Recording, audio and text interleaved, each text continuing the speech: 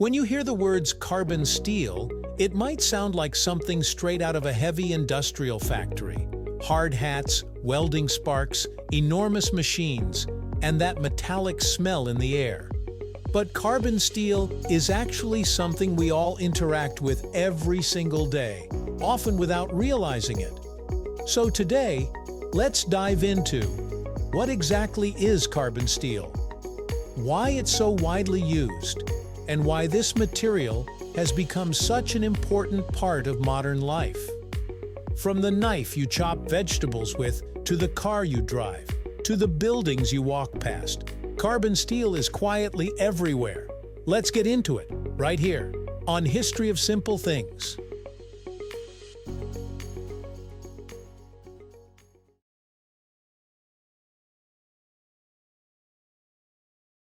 Carbon steel might seem simple.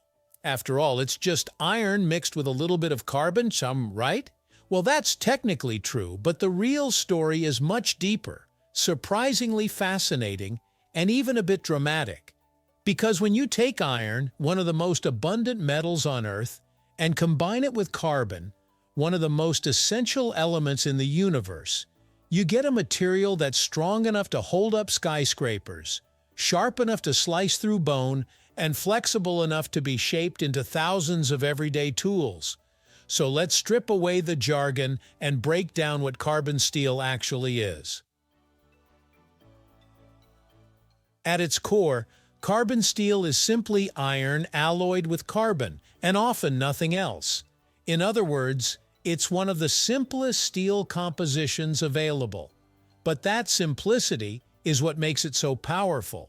Steel forms when carbon atoms fit themselves into the microscopic structure of iron. Think of carbon as a reinforcement, tiny particles that wedge themselves between iron atoms and stop them from sliding around too easily. This resistance to movement is what gives steel its strength.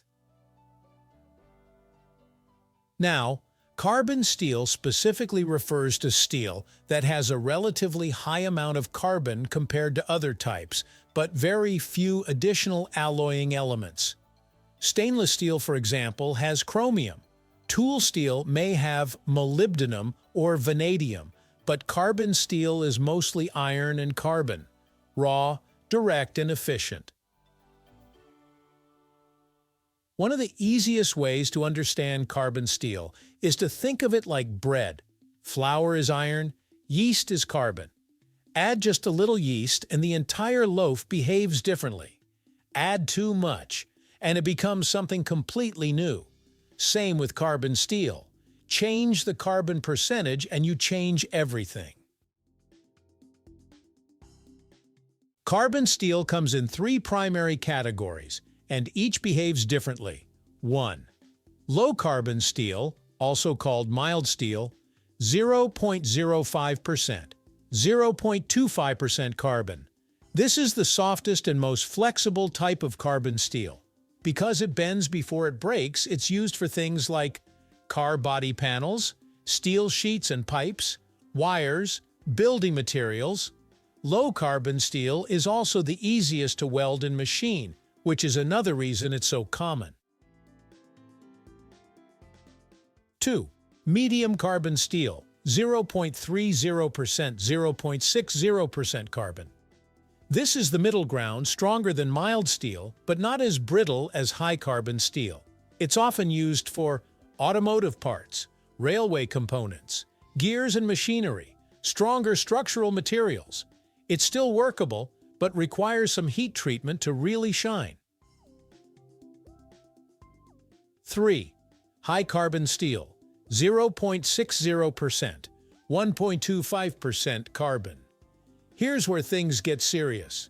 High-carbon steel is incredibly hard, holds a very sharp edge, and can be extremely wear-resistant. But that also means it's more brittle. You'll find high-carbon steel in knives and swords, springs, industrial cutting tools, high-strength wires. This is the steel that can be sharpened to a razor edge and stay that way. Rust is the one major downside of carbon steel. Without chromium or nickel, carbon steel reacts easily with oxygen and moisture, but with proper care, rust can be prevented. For example, knives are dried immediately after washing. Carbon steel pans are seasoned with oil. Structural carbon steel is painted or coated. In many cases, rust isn't a deal breaker. It's just part of normal maintenance. You might not realize how many everyday items depend on carbon steel. Here are just a few: hammerheads, wrenches and screwdrivers, nails and screws, bicycle frames, car engines, razor blades, scissors, door hinges, rail tracks, steel cables. In fact, almost every major infrastructure you see, bridges, buildings, shipping containers, has carbon steel built somewhere inside. If you look back at the evolution of tools, weapons, and construction, carbon steel has been one of the most transformative materials in human history. Ancient civilizations eventually discovered that adding carbon to iron made weapons stronger, tools sharper, and armor more durable. Even today, despite all the advanced alloys we've developed, carbon steel remains a backbone of global industries. It's simple, it's strong, and it's adaptable. Carbon steel's biggest strength is that it can be engineered to fit a specific purpose. Soft, hard, flexible, sharp, thick, thin, just by adjusting carbon content and heat treatment. It's one of the few materials on Earth that humanity mastered early, but never grew out of. It keeps evolving with us, and chances are you're surrounded by it right now without even noticing. So the next time you pick up a knife, ride a car, or pass by a towering building, remember that a humble combination of iron and carbon is doing a lot of heavy lifting behind the scenes. Carbon steel might not be flashy, but it's one of the unsung heroes of our modern world. Thank you for watching. If you have suggestions for our next video, feel free to share them in the comments below. We'll be sure to give you an acknowledgement for your contribution. If you enjoyed this video, please check out our other bingeable channels. Thank you for joining us on this journey through the history of simple things. Don't forget to like, subscribe, and stay tuned for more stories woven through the smallest details.